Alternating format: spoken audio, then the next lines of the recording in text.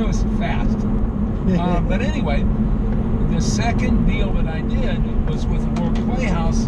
I actually got my equity card, and then I was able to go on equity calls. And in those days, there was no internet, no phones, no nothing. You basically had an answer machine, and you read backstage to find out where the calls were. And used to go to the union halls and see what was posted.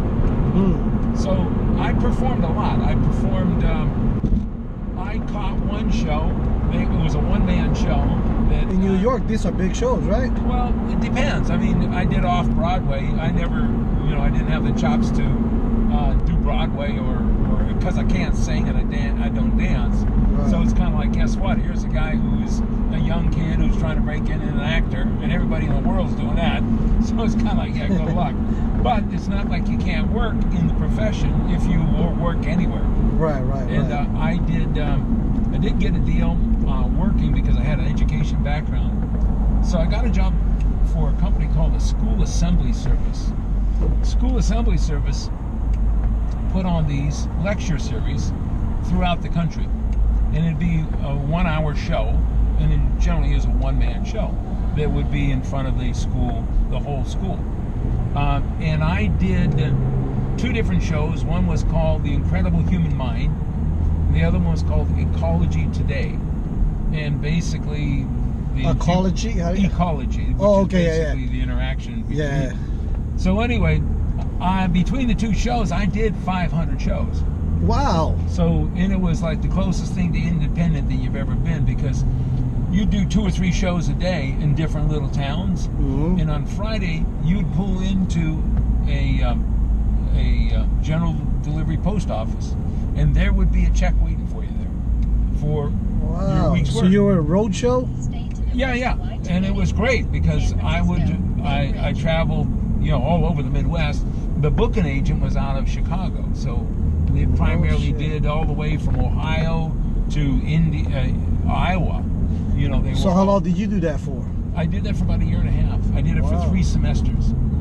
Wow. And you guys rode in a bus or what? What's that? You rode in a bus? No, it was a one-man show. So that was just you? Me. It was me. What were you driving? Or you just on the train? I had a VW van, and I could carry the equipment and me in the van, and it worked fine. But you didn't have a girl with you? Here's the deal. I did have a girl that I met when I was doing dinner theater. And she was living with me in New York. And when I signed up to do the second deal, I was 3 weeks in rehearsal. When I came back to New York, she says, "Honey, I'm not going." And that was that. She says, "I ain't doing that no more." She had enough. She says, "Thank you very much. I'm out of here. I'm done." Good luck. Good luck, huh? Oh, that was it. So anyway, but it was great. The second year, I had a van that was converted into a motorhome. Yeah. Had a furnace in it and everything. It was great. And what happens is every weekend, I'd go to some university. I was still in my 20s. So I'd just pull into the closest university and be there for the weekend. And being a single guy, with a story, it was easy to meet women. So I was kind of like, yeah, this is great.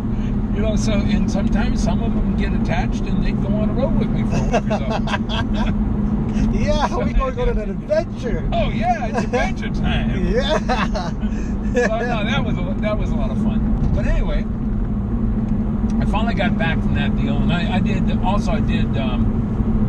dinner theater tours. And it'd be 4 weeks. We'd be in Tulsa, and then we'd be in Memphis and North Carolina, and Durham, North Carolina, and in Tampa, Florida. So we do 4 weeks here, 4 weeks there. Then we go back and reload the show, come back out again, do another show. So I did that for, I bet close to a year.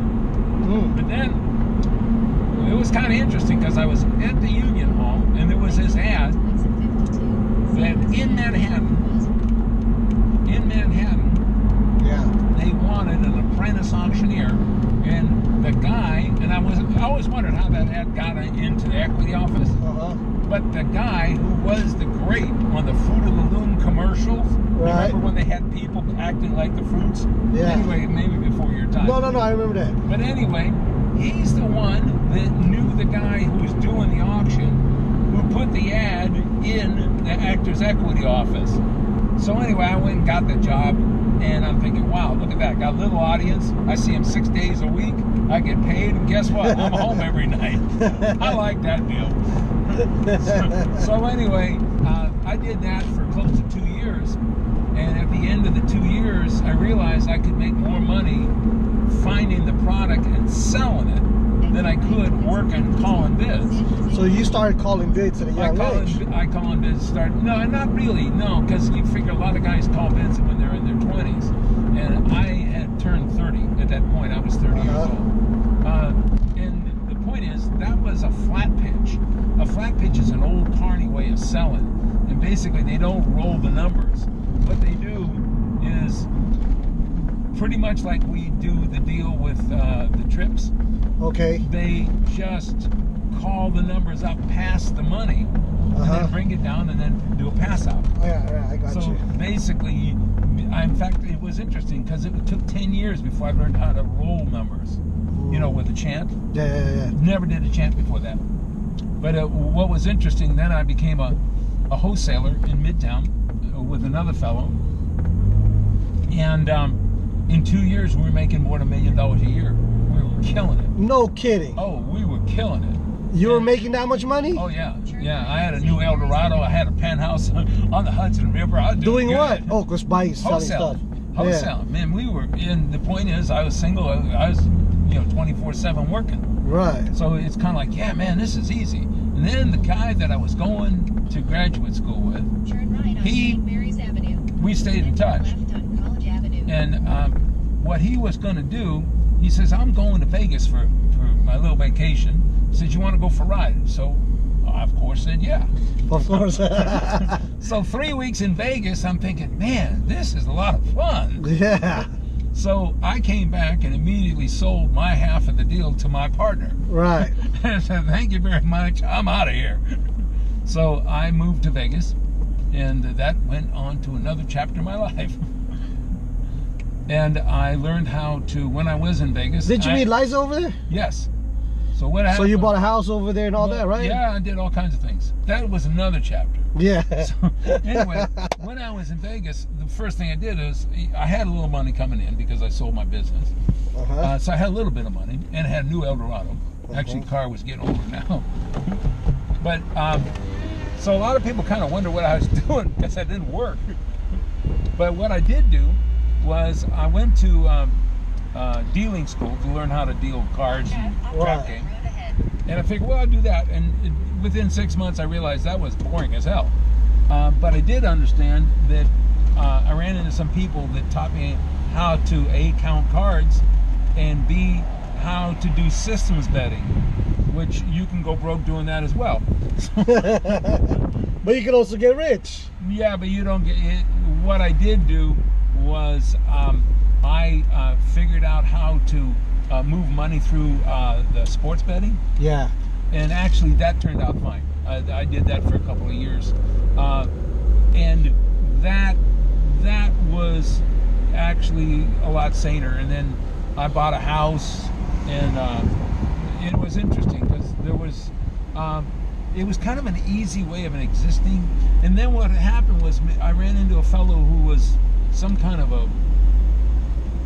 a savant business real estate kid, and he was like in his early 20s, but he figured out at that time the interest rates on the loan were 18 and 21%. Right. So what he figured out is VA paper and FHA paper, right, if they were originally signed on, they were fixed rate at 6 and 7%. Right.